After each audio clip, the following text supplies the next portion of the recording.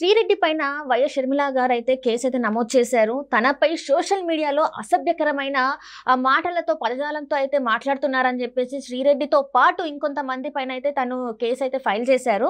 అయితే అక్కడ ఆంధ్ర పోలీసుల మీద నమ్మకం లేదని తెలంగాణకి వచ్చి ఇక్కడ ఒక కంప్లైంట్ అయితే ఫైల్ చేశారు. అయితే ఈ అంశాన్ని అంటే ఏంటంటే శ్రీరెడ్డి మీద కేసు పెట్టడం ద్వారా శ్రీరెడ్డి గారు మళ్ళీ అంటే వైఎస్ షర్మిల గారికి సారీ చెప్పినట్టు తెలుస్తుంది. అయితే ఈ అంశాన్ని మనకి వివరించడానికి మనతో పాటు ఉన్నారు ప్రముఖ రాజకీయ విశ్లేషకులు కృష్ణకుమారి గారు. నమస్కారం మేడం. నమస్తే మేడం, ఇప్పుడు చూస్తున్నట్టయితే శ్రీరెడ్డి అంటే మనం గతంలో నుంచి అనేక సార్లు చూసాము. అయితే ఇప్పుడు ఏంటంటే తిను చాలా అసహ్యంగా అంటే ఒక ఆడ మనిషి ఇంకో ఆడ మనిషిని మాట్లాడాల్సిన విధంగా కాకుండా చాలా నీచంగా మాట్లాడడం జరిగింది. అది కూడా ఎవరిని? వైఎస్ షర్మిల గారిని. సో తను చూసి ఏంటంటే కంప్లైంట్ ఫైల్ చేయడం జరిగింది. అది కూడా ఇక్కడ ఆంధ్రాలో కాకుండా తెలంగాణలో వచ్చి ఇక్కడ కంప్లైంట్ ఫైల్ చేయడం జరిగింది. అయితే ఈ తర్వాత ఏంటంటే ఇప్పుడు తను సారీ చెప్తున్నట్టు మనకు వార్తలు వస్తున్నాయి. శ్రీరెడ్డి మన షర్మిల గారికి సారీ చెప్తున్నట్టు వార్తలు వస్తున్నాయి. ఇందులో ఎంతవరకు వాస్తవం ఉంది? నిజంగానే కేసు విత్డ్రా చేసుకున్నారా? అది ఇంకా మనకి సమాచారం లేదండి కేసు విత్డ్రా చేసుకున్న సంగతి. అయితే ఆమె ఒక గ్రూప్ ఆఫ్ పీపుల్ మీద పెట్టింది షర్మిల. ఒకళ్ళు చెప్పినంత మాత్రాన కేసు విత్డ్రా చేసుకోవటం అవ్వదు. ఇప్పుడు పంచ్ ప్రభాకర్ అని అమెరికాలో ఉన్నాడు. మనం కూడా గతంలో చాలాసార్లు అతని గురించి మాట్లాడుకున్నాం. అతను ఇక్కడికి రాకుండా అమెరికాలో ఉండి అమెరికా చట్టాల్లో అడ్డం పెట్టుకొని ఒక సిగ్గులేని బతుకుతున్నాడు అమెరికాలో. ఒక దొంగ బతుకు అనమాట, ముసుగువీరుడి బతుకు. ఇంకా ఎన్ని మాటలుంటే అన్ని మాటలు అనొచ్చు. ఇష్టానికి మాట్లాడుతున్నాడు. అతను బాడీ షేమింగ్ చేయకూడదు, ఎవరైనా చేయకూడదు. అలాంటిది బాడీ షేమింగ్ చేస్తాడు, పొలిటికల్ షేమింగ్ చేస్తాడు, లేకపోతే ఏ రకమైన షేమింగ్ అయినా అతను చేస్తాడు. అతను ఆఖరికి ఒకసారి ఎంత తెగించాడంటే అమెరికా పోలీసులను కూడా తెగదిట్టాడు. కాకపోతే అమెరికా పోలీసులకు ఈయన తిట్టిన తెలుగు రాదు కాబట్టి బతికిపోయాడు. కానీ ఒక వైఎస్ఆర్ పార్టీ నాయకుడు సోషల్ మీడియా నిండా నేను వైఎస్ఆర్ సింహసేనకి నేను అధ్యక్షుడిని అలా చెప్పుకున్న ఒక వ్యక్తి అమెరికా వెళ్ళిన తర్వాత అమెరికాలో తన అనుచరులు ఇద్దరితో కలిసి వీళ్ళే తీసుకెళ్లారు ఒక అబ్బాయిని స్టూడెంట్ వీసాతోటి అమెరికా తీసుకెళ్ళి అబ్బాయిని కాలేజీకి వెళ్ళనివ్వకోకుండా ఇంట్లో పెట్టి కొట్టారు బాగా. చాలా పెద్ద కేసు అయింది. ఆ కేసు అయితే దాని గురించి అంటాడు, స్టూడెంట్ వీసా మీద వచ్చిన అతన్ని హ్యూమన్ ట్రాఫికింగ్ అని చెప్తారు. ఎట్లా చెప్తారు హ్యూమన్ ట్రాఫికింగ్ అంటే? స్టూడెంట్ వీసా తీసుకుని వచ్చిన తర్వాత హ్యూమన్ ట్రాఫికింగ్ ఎలా అవుతుంది? ఇలా అడ్డదిడ్డమైన ప్రశ్నలు వేస్తా, అసలు తెలుగుదేశం పార్టీ వాళ్ళని బూతులు తిడతా, అసలు ఎట్లా అంటే బండ బూతులు తిడతా ఉంటాడు. అయితే అదే కోవలో షర్మిల విషయం దగ్గరికి వచ్చేసరికి షర్మిల తెలంగాణలో పార్టీ పెట్టినప్పుడు ఏమీ లేదు. అంతకంటే ముందు వైఎస్ జగన్మోహన్ రెడ్డి కోసం పాదయాత్రలు చేసి నేను జగనన్న బాణాన్ని అని చెప్పిన రోజున ఏమీ లేదు. ఎప్పుడైతే ఆమె ఆంధ్రాకి వచ్చి పార్టీ పెట్టిందో అంటే తను కాంగ్రెస్లో విలీనం చేసి కాంగ్రెస్ తరఫున ఇక్కడ ప్రచారం చేయాలని అనుకుంటుందో ఇక వెంటనే మొదలెట్టేశాడు. వైఎస్ అని పెట్టకూడదు, ఆమె భర్త ఇంటి పేరు తీసుకుని వచ్చి మరుసుపల్లి షర్మిల శాస్త్రి అని అతనే నామకరణం చేసింది షర్మిలాకి. అసలు మొదలు చేసింది అతనేనమాట. మళ్ళీ ఆ తర్వాత ఒకరోజు ఏం మాట్లాడాడు, ఈ రోజుతోటి వైఎస్ రాజశేఖర రెడ్డి గారికి కూతురే లేదు. అట్లా ఎట్లా మాట్లాడగలుగుతారు మీరు? అంత స్వేచ్ఛ ఎక్కడి నుంచి వచ్చిందంటే ఒక మహిళ గురించి అది దొంగ బతుకు. ఇప్పుడు శ్రీరెడ్డి కేసు ఎక్కడ అవుతుందోనని చెప్పి గబగబా సారీ చెప్పింది. కానీ అంటే షర్మిల కేసు పెట్టదు అని అనుకుంది. షర్మిల కేసు పెట్టేసరికి ఇంకప్పుడు బతుకు జీవుడా అనుకుంటా సారీ చెప్పింది. కానీ మరి వాడికైతే ఇది కూడా లేదు కదా, భయం లేదు కదా, అక్కడెక్కడో ఉన్నాడు కదా. అంటే అతను అమెరికా పోలీసుల్ని తిట్టగలడు, అమెరికాలో కూర్చుని ఇక్కడ లోకేషన్ తిట్టగలడు, అలాగే చంద్రబాబు నాయుడిని ఆయన బాడీ మీద ఉన్న మచ్చల గురించి మాట్లాడగలడు. మళ్ళీ ఇంకా కొంచెం ముందుకెళ్ళి భువనేశ్వర్ని భూ ఆంటీ అంటాడు, పురంధరేశ్వరిని పూ ఆంటీ అంటాడు. అసలు నిజంగా చెప్పుకోవాలంటే కూడా చాలా బాధగా ఉంది. కానీ చెప్పుకోక తప్పదు. ఎందుకంటే అతను సభ్య సమాజంలో ఉన్నాడు, ప్రతిరోజు వీడియోలు రిలీజ్ చేస్తున్నాడు. అసలు ఆయన ఏదో డాక్టర్ అంట, మరి అసలు అమెరికాలో ఏం డాక్టర్ పని చేస్తున్నాడో నాకు తెలియదు, కానీ ఇన్ని వీడియోలు ఎట్లా చేస్తున్నాడో తెలియట్లేదు. మరి అతను వైసీపీ పార్టీకి మౌత్ పీస్గా మారి, ఆ మౌత్ కూడా ఒక పబ్లిక్ కొళాయి లాంటిది, లేదంటే దేంతో పోల్చొచ్చు అంటే అతన్ని డ్రైనేజీ కంటే హీనమైన నోరు కింద చూడొచ్చు అతన్ని. అతను మరి సోనియా గురించి, అసలు ఇంకా షర్మిల గురించి, ఒకప్పుడు సోనియా గాంధీ గురించి మాట్లాడాడు, ఎవరి గురించి అయినా మాట్లాడతాడు. ఇప్పుడు షర్మిల దగ్గరికి వచ్చేసరికి అసలు నీలో ప్రవహించేది వైఎస్ రాజశేఖర రెడ్డి రక్తమేనా అని అడుగుతున్నాడు. అంటే ఇప్పుడు ఈ మాట అంటే ఎవరిని అనుమానించినట్టు మీరు? నువ్వు అసలు రెడ్డివే కాదు,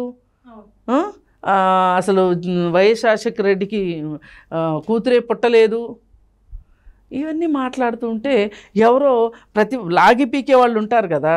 ఇతను ఇలా అనగానే అంటే వైఎస్ రాజశేఖర రెడ్డికి పుట్టలేదా షర్మిల అంటే మీరు ఏం మాట్లాడితే ఏది ఎక్కడికి వెళ్తుంది అనుకుంటున్నారు? అంటే అవి అవి వేరే వాళ్ళకి ఎంత హర్ట్ చేస్తాయనేది వీళ్ళకి అవసరమే లేదు. హత్య చెయ్యాలనే వాళ్ళ ఉద్దేశం. ఇప్పుడు కొన్నిసార్లు నేను మిమ్మల్ని అనుకోకుండా ఏదో ఒక ఫ్లోలో తిట్టడం వేరు, మిమ్మల్ని ఉద్దేశించే తిట్టడం వేరు. అనుకోకుండా ఫ్లోలో తిడితే నేను వెంటనే అర్థం చేసుకుని సారీ అమ్మా సిరి అని నేను చెప్తాను. కానీ నేను కావాలి మిమ్మల్ని బాధ పెట్టాలనే తిట్టాను అనుకోండి, నేను ఎందుకు సారీ చెప్తాను? ఇంకా మీ ఉద్దేశం ఏదైనప్పుడు ఇంకా సారీ చెప్పాను. వాళ్ళ ఉద్దేశమే వైసీపీ పార్టీ పెయిడ్ ఆర్టిస్టులు వాళ్ళు. అసలు వీడు అమెరికాలో ఉన్నోడు మన రైతుల పోరాటం గురించి, ఆడవాళ్ళ గురించి ఎంత నీచంగా మాట్లాడాడు, అమరావతి రైతుల గురించి. అసలు వీళ్ళని లేదు వాళ్ళని లేదు, జగన్మోహన్ రెడ్డికి ఎవరు వ్యతిరేకంగా మాట్లాడితే వాళ్ళనల్లా అసలు అందులో విషయం ఉందా, మంచి ఉందా, చెడు ఉందా చూసుకునేది లేదు. తనదైన రీతిలో తను స్పందిస్తాడు, తను ఏ మాట అయినా అనటానికి జంకడు, బెదురు లేకోకుండా మాట్లాడతాడు. మరి ఇప్పుడు నేనేమన్నానంటే, ఒకసారి అసలు నువ్వు మాట్లాడేదంతా నువ్వు కరెక్ట్ అని అనుకునేటట్లయితే, నువ్వు అంత ధైర్యవంతుడివి అయితే గనక ప్రతి వాళ్ళని ఒక అమ్మకి అబ్బకి పుట్టాడా అని అడుగుతాడు. సరే ఇవన్నీ మాట్లాడుతున్నావు కదా, మా నోటితో నిన్న అవన్నీ మేము తిట్టంలే, కానీ నువ్వు అసలు హైదరాబాద్ రా ఒకసారి, లేదంటే విజయవాడ రా, వచ్చి కూర్చుని మాట్లాడుకుందాం. ఎక్కడో దొంగలాగా కూర్చుని మాట్లాడటం కాదు. నీకు దమ్ముంటే, నీకు ధైర్యం ఉంటే నువ్వు రావాలి కదా ఇండియాకి. అసలు ఇక్కడికి వచ్చి మాట్లాడొచ్చు కదా, అంతే కదా. ఇప్పుడు మన చట్టాల ప్రకారం, అమెరికా చట్టాల ప్రకారం ఏంటి అంటే, ఇప్పుడు అతన్ని ఇక్కడికి రప్పించలేరు, అది ప్రాబ్లం. అందుకోసం అలా బతికిపోయి దొంగ మొహం వేసుకుని అక్కడ ఉండి అక్కడ మాట్లాడుతున్నాడు. ఇప్పుడు ఆ వీడియోలు ఇండియాలో టెలికాస్ట్ అవుతున్నాయి కాబట్టి మన బాధ. ఇప్పుడు ఇక్కడ వాడు మాట్లాడలేడు, అక్కడ వాడితో మాట్లాడిస్తున్నారు. అక్కడికి స్క్రిప్ట్ కూడా తాడేపల్లి నుంచి వెళ్తుంది. ఇక్కడ ఉన్న వాళ్ళకి స్క్రిప్ట్ తాడేపల్లి నుంచే వస్తుంది, అమెరికాకి స్క్రిప్ట్ తాడేపల్లి నుంచే వెళ్తుంది. మరి ఏమనుకోవాలి వీళ్ళని? వీళ్ళు నిజమైన రాజకీయ నాయకులు అనుకోవాలా, లేకపోతే స్పోక్స్ పర్సన్స్ అనుకోవాలా, లేకపోతే ఇంటర్వ్యూలు ఇచ్చే వాళ్ళని ఏమనుకోవాలి ఇట్లాంటి వాళ్ళని? అసలు అంటే జగన్మోహన్ రెడ్డి గారు సొంత చెల్లి మీద ఇట్లాంటి వ్యాఖ్యలు చేస్తుంటే ఎందుకు ఈ రోజుకి కూడా స్పందించట్లేదో నాకు ఇప్పటికీ అర్థం కాదు. సొంత అన్న మీదే ఆవిడ రాజకీయంగా ఎదుర్కోవాలని చూస్తున్నప్పుడు అక్కడ అన్నా చెల్లి బంధం ఉందని నేను అనుకోను.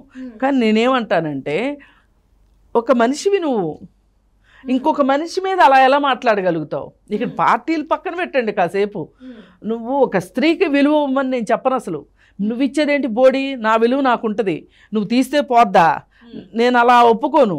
నేనేమంటానంటే, నేను ఒక మనిషిగా చూడు, నన్ను ఒక మనిషితో డీల్ చేస్తున్నాను అనుకో, ఒక స్త్రీగా డీల్ చేస్తున్నాను. ఓసారి ఇట్లాగే ఎవరో ఒక ఆయన నాతో పాటు కలిపి డిబేట్ చేయాలి అని అంటే, నేను ఆమెతో చేయనండి అన్నాడు. ఎందుకు చేయవు అని అంటే, లేదు నేను ఆడవాళ్ళు మనసు త్వరగా నొచ్చుకుంటారు కదా, అందుకని చెప్పి వాళ్ళు మనసు నొచ్చుకోకూడదని నేను చెయ్యట్లేదు అన్నాడు. కానీ అది కాదు కారణం. అతను ఒకప్పుడు కూకట్పల్లి ఆంటీలు అని ఉన్నాడు. ఎవరిని? అమరావతి మహిళా రైతుల్ని గురించి ఉద్దేశించి వాళ్ళు కూకట్పల్లి ఆంటీలు అన్నాడు. ఏం కూకట్పల్లి ఆంటీలు అయితే చేయకూడదా? నీకు ఎట్లా కనిపిస్తున్నారు? ఒక ఉద్యమకారులు వాళ్ళు రాజధాని కోసం పొలం ఇచ్చిన తర్వాత ఆ రాజధాని రాలేదనే బాధతో వాళ్ళు మాట్లాడుతుంటే నువ్వెలా మాట్లాడతావు? నువ్వు అసలు మనిషివేనా అని చెప్పి నేను మాట్లాడానని ఆ కోపం పెట్టుకుని నాతో ఇంటర్వ్యూ చేయడానికి ఇష్టపడలేదు. అదేమంటే ఆయన చెప్పిన రీజన్ ఏంటంటే మనం జెంట్స్ ఏదంటే అది అంటాం కదా, అప్పుడు ఆవిడ తట్టుకోలేదు, వాళ్ళ బాధ పెట్టినట్టు అవుతుంది అని. నేను చెప్పా, పారిపోయాడు, నాతో మాట్లాడే ధైర్యం, నా పక్కన కూర్చుని మాట్లాడే ధైర్యం లేదు. నేను అంతా ఇప్పుడు ఈయన ఇచ్చే స్టేట్మెంట్లకు భయపడి ఇంటర్వ్యూలోంచి పారిపోయే అంత పిరికిదాన్ని అయితే నేను ఇన్ని మాటలు మాట్లాడలేను. ఈసారి ఎప్పుడైనా చెప్పండి, ఆమె ఏం భయపడదంట, మిమ్మల్ని ఇంటర్వ్యూ పిలవమనే అడుగుతుంది అని చెప్పండి అని చెప్పా. ఇప్పుడు ఈ విషయానికి వస్తే అసలు వాళ్ళ పార్టీకి ఎదురు తిరిగి ఎవరు మాట్లాడకూడదు. ఇది మొత్తం జగన్మోహన్ రెడ్డి కన్సర్నల్లోనే జరుగుతుంది మొత్తం అంతా, అంతకు మించి వేరే కారణం లేదు.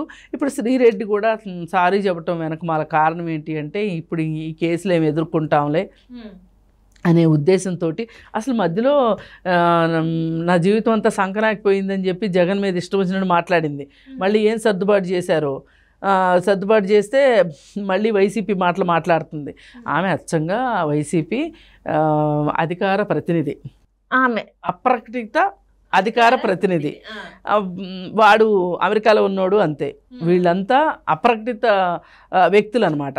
ఇప్పుడు మామూలుగా అయితే ప్రతి పార్టీకి స్పోక్స్ పర్సన్స్ ఉన్నారు, వాళ్ళు వస్తారు, వాళ్ళ పార్టీ విధానం విధి విధానాల గురించి మాట్లాడతారు, సంతోషం. ఏది ఏమైనప్పటికీ ఆమె భయపడి సారీ చెప్పి షర్మిల ఒక్కదానికి సారీ చెప్పటం కాదు, ఇంకెప్పుడు ఇట్లా ఎవరి గురించి మాట్లాడుకోకుండా ఉండడం కరెక్టు.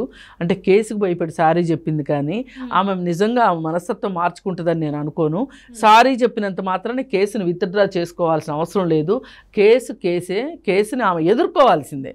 ఇంకొకసారి ఇట్లా చేయకుండా బుద్ధి రావాలి అంటే కేసు విత్డ్రా చేసుకోకూడదు షర్మిల, సారీ చెప్పినప్పటికీ కూడా. Right madam, right. Thank you so much madam. Thank you.